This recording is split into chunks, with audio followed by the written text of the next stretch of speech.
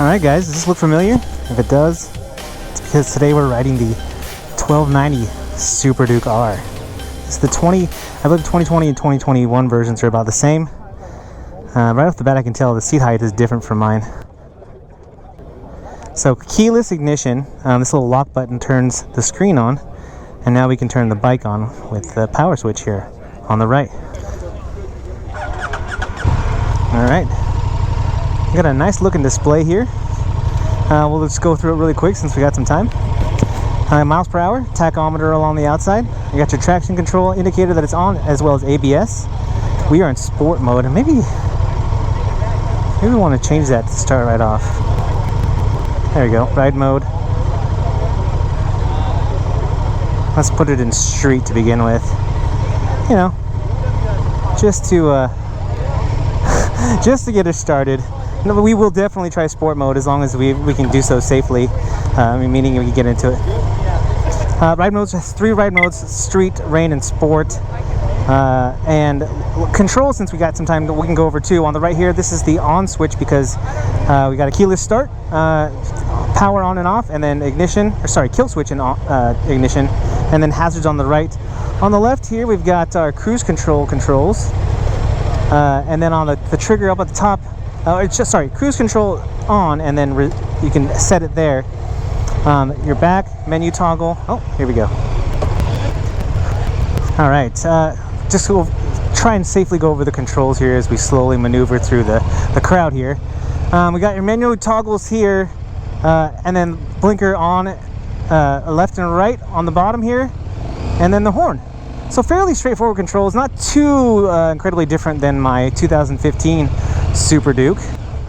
Auto canceling is turn signals, which is something that, if you watch my videos, you know would be nice to have on my Super Duke. We don't have them, but they do have them here on the 2021 model. Suspension feels nice and tight. Not too dissimilar from my model. But what? Oh, almost hit the. I think I hit my GoPro there. But what I will say is different is the material of the stock seat here, as well as the feel. The feel is very firm, and for a bike, you're likely going to be out on the track on. If not, you're definitely doing some spirited riding. This material is very grippy, and the seat is firm. I'm good. My seat is firm too, but I'm good for some pretty good distances. I've gone on some 100+ mile trips without too much uncomfortability. So right off the bat, what I can say is that and this might just because this is a demo or it's a newer model. The clutch on the left feels fairly tight, and that just could be, my bike's a little bit older, it's broken in, but a little tight on the clutch. And again, you got stock levers here. Some people like to just use the 2 fingers on the clutch, and so you're going to change up that clutch lever anyway. Maybe you can do some adjustments then. But here in the standard ride mode, throttle response is it's fairly linear. Obviously we're riding a 1290 Super Duke, so it gets up on it, but nothing too exceedingly overwhelming. This guy almost got his front wheel off the ground. Gotta watch this gentleman in front of me. All right, slow speed maneuvering is nice here as we left the parking lot and get into a slow turn here. I'm leery of our rider group here because we should be stopping in a staggered formation. We're not doing that, but what are you gonna do? Demo rides. All right, so we've ridden down the street here and getting a feeling of this throttle response, this friction zone with the clutch. I mean, altogether, just starting out on this bike really doesn't feel too dissimilar from my 2015 Super Duke. Well, as far as the feel goes, the riding position does feel a little bit lean forward more.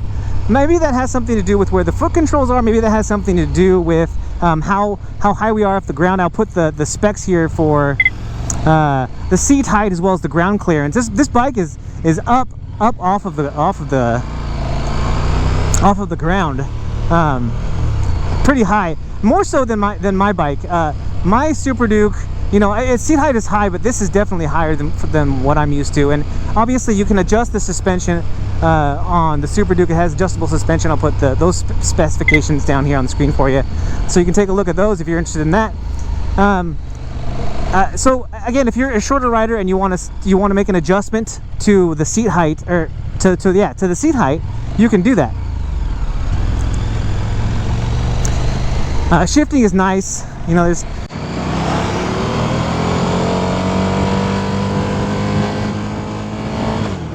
so yeah, there's a self-canceling turn signal. I don't know that we're really going to be able to test this out. Again, it's a demo ride, so you know, you don't always get a great feel of a bike like this on a demo ride. But sometimes, if you get a good group, experienced riders, you can get out and really get a good feeling of how the bike handles, how the bike accelerates, etc. This guy doesn't know how to stagger ride. That's okay. We're all at different phases, and you just got to go with what you got. So let's see here if we can't change the ride mode. We're ready for sport. Yeah, there we go. Go back to the menu. Here we go. I feel like we're going to get a little bit different throttle response. Maybe a little less engine braking. I'll put the Super Duke has crazy torque and horsepower numbers. It's like 180 horsepower. Torque is over max torque is over 100 pound-feet, and yeah, just a torque freaking beast. And this is the nickname that's given to the Super Duke, is the Beast, and for good reason. Oh yeah. Stock exhaust on this sounds awesome, and that's something I noticed as when I first test rode the 2015 Super Duke back when it was only a couple years old. The stock exhaust on the Super Duke is really nice. Some people do talk about the engine heat that comes off of the Super Duke. I can feel a little bit in my left foot. They changed kind of the exhaust configuration from the old 2015, and then the different. I think it's 2017 or 2019 where they changed the look of the Super Duke, and then again they changed it again in 2020. And but the big difference I think is in the chassis, and I'll put some specifications here for the chassis. Really did not a total revamp of the Super Duke, but made some significant changes as they went from 2019 to 2020, and never rode the model after my 2015, so I couldn't tell you about that. But I'm really enjoying riding the 2021 Super Duke. You know, this is one of the coolest looking naked sport bikes that you can ride, I think, in my humble opinion. It's just an awesome style, awesome motorcycle, and you know, start from the front LED headlight that just looks so mean and so freaking cool, all the way to the back. You know, the stock, obviously people are going to do the fender eliminator, but yeah, man, this bike looks fast when it's just parked. It is fast, and it's a total package bike, because for me, you know, not like your typical sport bike, you're not having an extreme lean forward or an extreme tuck, so you can ride this bike for longer. And so it's just one of those deals where it's a nice happy medium in between, like a really aggressive sport bike and a really aggressive sport naked bike, and a more comfortable like sport tourer. Obviously we're not upright nearly enough to be a sport tourer, but this bike I can sit up a little bit straighter, you know, if I need to get a little more comfortable as I ride. If I want to get more aggressive and get into a tuck, I can do that. I can lean back, I scoot back in the seat and really lean forward. So yeah, I've ridden a KTM Super Duke for about 3 years now, and it's just, I love everything about it. So without you know, I try to give unbiased reviews of videos, but my biggest thing when I came out here and decided I wanted to ride the 1290 was to give you kind of like a perspective from a 2015 KTM Super Dukes rider. So what I will say is, you know, they've made some advancements as far as the tech on the bike. The cornering ABS and the cornering traction control on the 2015 is really nice. You know, I've had it kick in several times as I've ridden, you know, maybe on a road that has some loose dirt or loose gravel on it. I've had that traction control kick in. You can really feel the cornering ABS. You know, if you're in a tight turn and someone stops in front of you, you know, the bike doesn't, what it does is it helps it so that, you know, if you're in a tight turn and you brake hard with a bike that doesn't have cornering ABS, it's gonna make it feel like you're gonna drop the motorcycle. And so it's something that's really cool. And I'm sure on this bike, I don't think that we're gonna get into any situations where I'm gonna be able to test that out. But rest assured, if the tech is similar, if not better, that cornering ABS is really nice. Again, it's showing you what mode you're in. Oh, it looks like I never switched to sport mode. Let's get back into there. Oh no, I'm in sport mode. So ABS road, I'm not sure what that is either. I'll have that on the screen for you as well when I look that up afterwards. We got a green light here, so we'll stop doing this.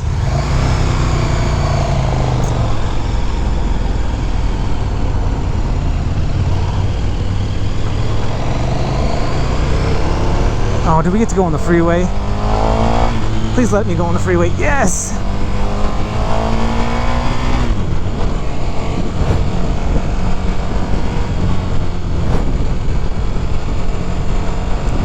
Oh, I really want to be a bad demo rider and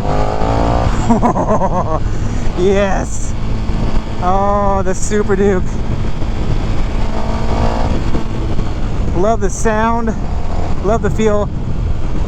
I love this bike. So yeah, if you're a shorter rider, I'm 5'6", I have about a 30-inch inseam. Like I said, I'll put the seat height down if I didn't already do that.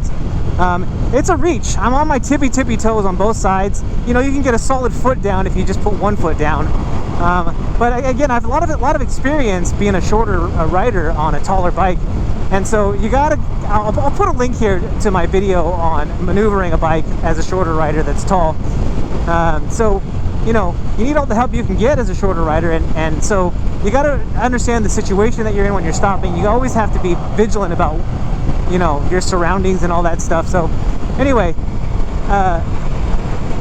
still, I love how the Super Duke makes it feel like you're not riding on top of this beast, but you're riding like with it. You're riding in it. It's that cockpit kind of feel, so that you don't feel to me it makes it feel like I have more control. Can really hug the tank with my knees, and it instills confidence. Oh man, I'd really like to get going faster here. This is the highway and we're just getting passed like crazy. This guy in front of me, I think, is riding a Super Duke as well. What a pain. Oh, this bike wants to get out of third gear.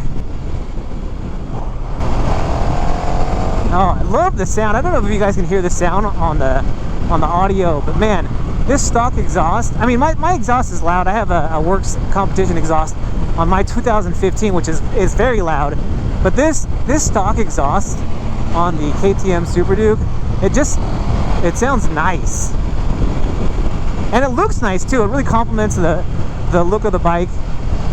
You know, my bike's all black and a little bit of highlights of orange, kind of like this one right here. And so having a black exhaust I like, but you know, the exhaust on this iteration of the Super Duke, it really complements the motorcycle.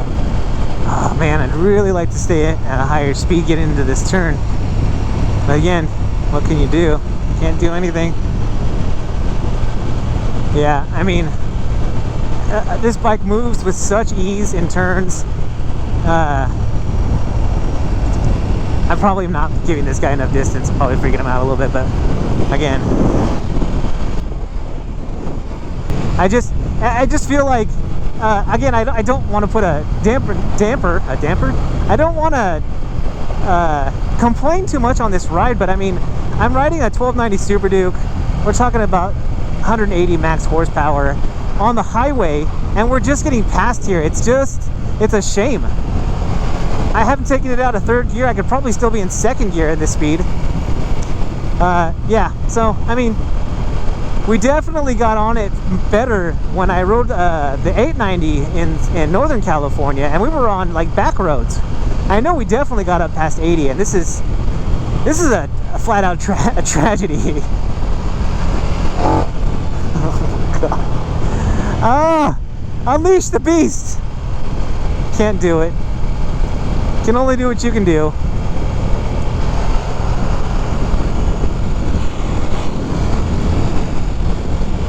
Oh, what a shame. Oh man.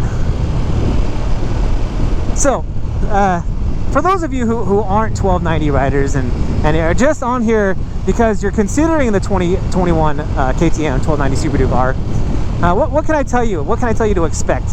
What I can tell you is you've got different ride modes. If you hop on this and you know, then height isn't a thing. The seat height isn't a thing.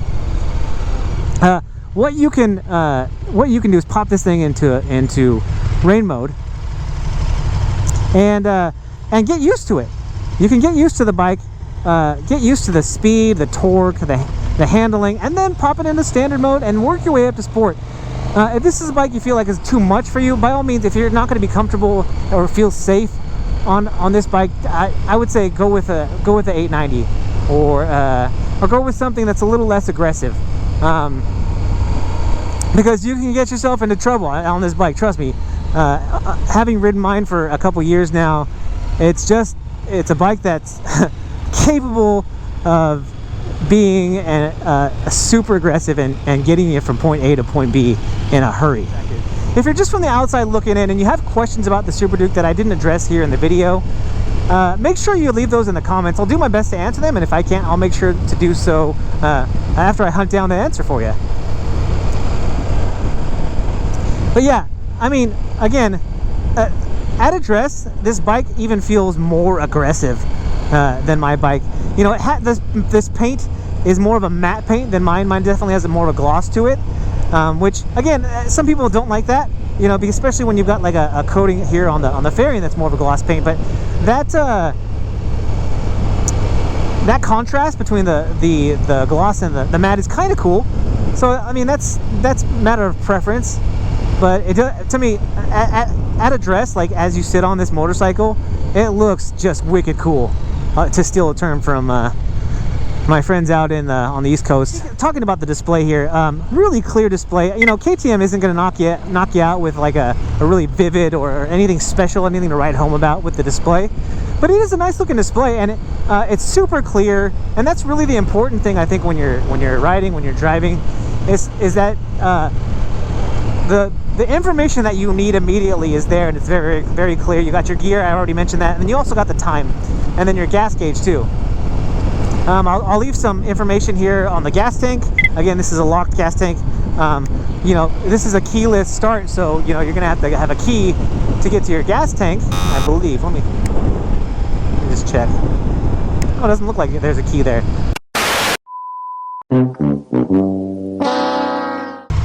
Alright, my battery is going to die here, so I just wanted to get on here to end the video.